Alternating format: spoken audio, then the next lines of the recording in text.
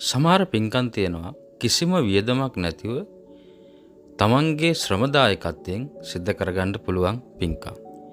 ඒ පින්කම් ඇතැම් වෙලාවට විශාල මුදලක් වියදම් කරලා සිද්ධ කරන පින්කමක ආනිසංසයට වැඩිය ආනිසංසය ලබන්න පුළුවන් පින්කමක්. උදාහරණයක් ගත්තොත් සෑමලුව බෝමලුව අමදින පින්කම ඒ වගේ දෙයක්. සෑමලුව බෝමලුව ඇමදීම තුළ ආනිසංස රාශියක් තියෙනවා.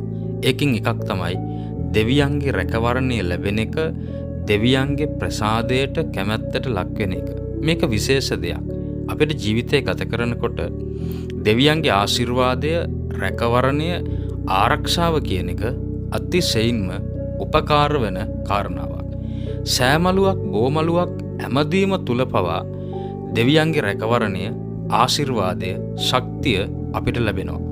උදාහරණයක් විදිහට අතීතයේ වැඩ හිටපු ස්වාමින් වහන්සේ නමක් සෑමලුව බෝමලුව ඊටාම ලස්සනට, පවිත්‍රව, පිරිසුදුව අමදිනවා.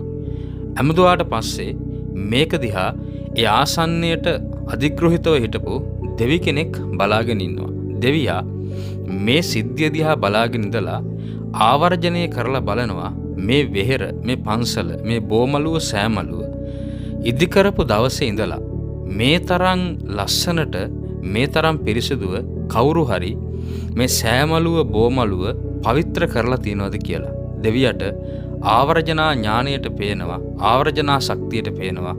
එහෙම කිසිම කෙනෙක් මේ තරම් පිරිසිදුව ඒ කටයුත්ත කරලා නැහැ කියලා.